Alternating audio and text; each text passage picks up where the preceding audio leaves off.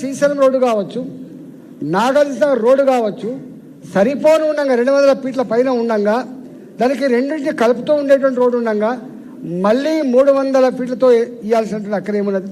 ఇప్పుడు నువ్వు మెట్రో వేయాలంటే కూడా నాగార్జునసాగర్ రోడ్డుకో లేకపోతే శ్రీశైలం రోడ్డుకో ఓ పక్కకు మెట్రో వేసుకున్నట్టు ఆస్కారం ఉంది. దానికి పెద్ద అక్కర్లేదు. ఒక 20 ఫీట్ల ల్యాండ్ ఉంటే అది పైనుంచే పోయే ఆస్కారం ఉంటుంది, లేదా 30 ఫీట్లు 40 ఫీట్లు ఉంటే మనం చేసుకునే ఆస్కారం ఉంటుంది. కాబట్టి ఇవాళ నేను రేవంత్ రెడ్డి ప్రభుత్వాన్ని మరోసారి హెచ్చరిస్తున్నా. నీవు అధికారం ఉందని పోలీసులతో కనుక రైతులు బెదిరించే ప్రయత్నం చేసినా, రైతుల భూములు బలవంతంగా ఉంచుకునే ప్రయత్నం చేసినా ఖబర్దార్ అని చెప్పి హెచ్చరిస్తూ ఉన్నాం. ఎద్దేడిచిన వ్యవసాయం బాగుపడదు, రైతు ఏడిచిన రాజ్యం బాగుపడదు. ఇప్పటికే శాపనార్థాలు పెడతాను తెలంగాణ రైతాంగం అంతా కూడా. ఇంకా నువ్వు వాళ్ళ జీవితాలతో చెరగాడమాడే ప్రయత్నం చేస్తే బీ కేర్ఫుల్ అని చెప్పి ఇలా రైతుల పక్షాన్ని హెచ్చరిస్తూ ఉన్నాం. నువ్వు ఒకవేళ నువ్వు తీసుకోదలుచుకుంటే అక్కడ 3 కోట్లు ఉంటే 3 కోట్లు విలువ పెట్టు. ఇవాళ అక్కడ ప్రాక్టికల్ విలువ 3 కోట్లు ఉంటే రిజిస్టర్డ్ వాల్యూ 4 లక్షలు 3 లక్షలు కూడా ఉండదు. 2013లో తెచ్చిన చట్టం ప్రకారం అంటున్నావు. 2013లో తెచ్చిన చట్టం ప్రకారంగా నీ రిజిస్టర్డ్ వాల్యూ అక్కడ 10 లక్షలు ఉంటే 2.5 రేట్లు అంటే 20 లక్షలు వస్తాయి. ఇవాళ 3 కోట్ల రూపాయల విలువ మీద భూమి గుంజుకొని 20 లక్షలు ఇస్తా అంటే ఎట్లయితే మీరు చెప్పండి. ఇవాళ నాకు 2 ఎకరాలు ఉందంటే నాకు 5 కోట్ల ప్రాపర్టీ ఉందని చెప్పి భావిస్తాడు. వీళ్ళు కనుక ఆక్రమించుకుంటే తెల్లారే బుచ్చగాడైపోతాడు. ఇవాళ రాష్ట్ర వ్యాప్తంగా భూముల ధరలు ప్రాక్టికల్ ధరలకు వ్యత్యాసం బాగా ఉంది. కాబట్టి ఇవాళ మా దగ్గర మా ఊరు పక్కకు ఒక 13 లక్షల ఎకరం ఉంది. గవర్నమెంట్ వాల్యూ ప్రకారం 13 లక్షలు ఉంది. అక్కడ నిజంగా ఎకరం భూమి విలువ 13 కోట్లు ఉన్నది.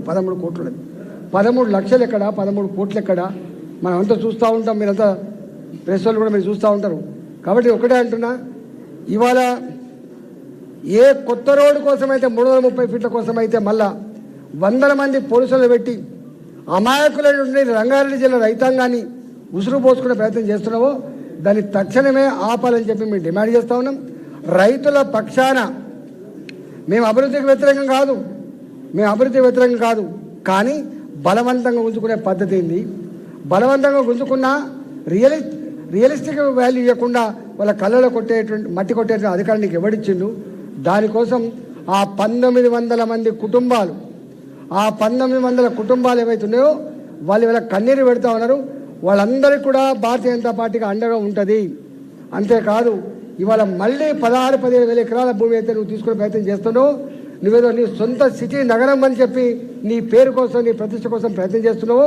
దాని పేరిట మళ్ళీ చుట్టుపక్కల 1000 ఎకరాలు కొనుక్కొని రియల్ ఎస్టేట్ బ్రోకర్ లాగా ఇలా డబ్బులు వెంబడి పడే ప్రయత్నం చేస్తున్నావు. దాని మీద కూడా ప్రజలకు అండగా ఉండి భారతీయ జనతా పార్టీ వాళ్ళ పక్షాన కొట్లాడుతుందని చెప్పి మనం చేస్తున్నా.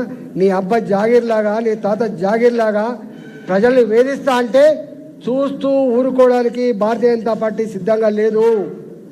ఇవాళ భారతీయ జనతా పార్టీ బాధ్యత కలిగిన ప్రతిపక్ష పార్టీగా ఇవాళ 1900 మంది రైతులకు అండగా ఉంటుంది. ఫార్మా సిటీ పేరిటగా ల్యాండ్ అక్వైర్ చేసిన ఇవాళ మళ్ళీ కొత్త సిటీ పేరిట ల్యాండ్ అక్వైర్ చేస్తున్నటువంటి ప్రజానికానికి కూడా అండగా ఉంటుంది. మీరు చూసేరు లగిచర్లో కూడా మేము మానవ హక్కుల కమిషన్ కేసి ఇవాళ ఇది దుర్మార్గం అని చెప్తే ఇవాళ సిగ్గులేదు ప్రభుత్వానికి.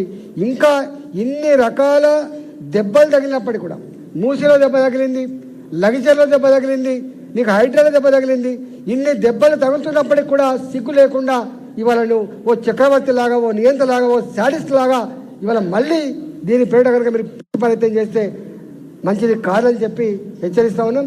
రైతులకు భారతీయ జనతా పార్టీ అండగా ఉండదని చెప్పి తెలియజేస్తాను.